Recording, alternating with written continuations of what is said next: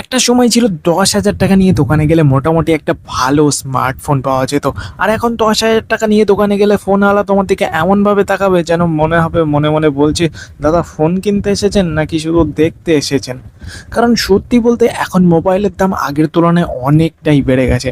কিন্তু প্রশ্ন হলো, হঠাৎ মোবাইলের দাম এত বাড়লো কেন? আর সব থেকে বড় কথা, আগামী দিনে মোবাইলের দাম কি আরও বাড়বে নাকি আরও কমবে? তো আজকের এই ভিডিওতে পুরো ব্যাপারটা একদম সহজ ভাষায় বুঝে নেব। তো তার আগে ভাই, যদি চ্যানেলটাকে এখনও সাবস্ক্রাইব না করে থাকো তাহলে তাড়াতাড়ি সাবস্ক্রাইব করে নাও এরকম আরও অনেক tech and tricks related video দেখার জন্য। তো সবার প্রথমে যে কারণটা রয়েছে সেটা হলো র্যাম আর স্টোরেজের দাম বেড়েছে। কারণ আমরা যখন একটা ফোন কিনি তখন দেখি 8 GB RAM, 128 GB storage, 256 GB storage, আরও অনেক কিছু। কিন্তু র্যাম আর স্টোরেজ তো আকাশ থেকে পড়ে না, তাই এগুলো তৈরি করতে মেমোরি চিপ লাগে। আর 2024 সালে মেমোরি চিপের দাম অনেকটাই বেড়ে গেছে, বিশেষ করে ড্রাম অ্যান্ড ন্যান্ড ফ্ল্যাশ। ট্রেন্ড ফোর্টিসের রিপোর্ট অনুযায়ী 2026 সালের দ্বিতীয় ভাগে মোবাইলের দাম অনেক বেড়ে গেছে। মানে কোনো কোম্পানির জন্য একটা ফোন বানাতেই আগের তুলনায় আরও অনেক বেশি টাকা লাগছে। আর কোম্পানি কি নিজের পকেট থেকে সব টাকা দেবে? না ভাই, কোম্পানি বলবে আমার খরচ বেড়েছে, তোমরাও একটু সাহায্য করো। আর সেই সাহায্যটাই আমরা ফোন কেনার সময় করে থাকি। কিন্তু র্যামের দাম হঠাৎ এত বাড়লো কেন? এখানেই আসল খেলাটা।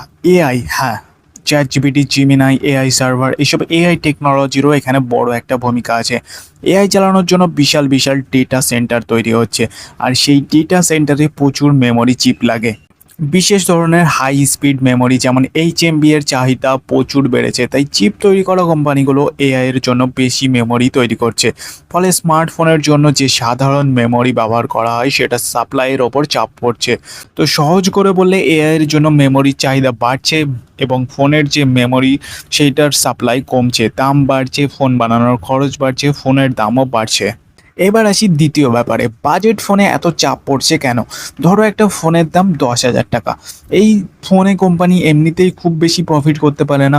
এখন যদি র্যাম আর স্টোরেজের দাম বেড়ে যায় তাহলে কোম্পানির সামনে কয়েকটা রাস্তা খোলা থাকে।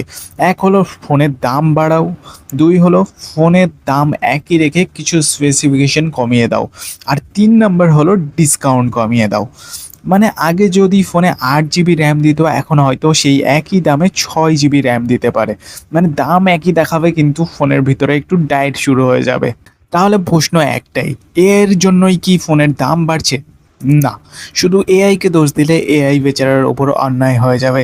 তাই ফোনের দাম বাড়ার পিছনে রয়েছে আরও অনেক বিষয়, যেমন কম্পোনেন্টের দাম, manufacturing cost, dollar rupee exchange rate, shipping cost, ব্র্যান্ডের প্রাইসিং স্ট্র্যাটেজি।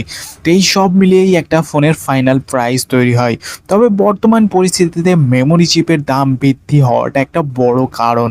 আর একটা প্রশ্ন আছে যেটা আমাদের সবার মাথায় ঘুরছে, সামনে মোবাইলের দাম আরও কমবে নাকি আরও বাড়বে? তো এখানে একটু আমাদেরকে সাবধানে কথা বলতে হবে, কারণ ভবিষ্যতের দাম কেউ 100% নিশ্চিত হয়ে বলতে পারবে না। তবে বর্তমান ট্রেন্ড দেখে যা বোঝা যাচ্ছে, খুব তাড়াতাড়ি আগের দামে ফিরে যাওয়ার কোনো সম্ভাবনা নেই, কারণ এআই এর জন্য মেমোরির চাহিদা এখনও অনেক বেশি।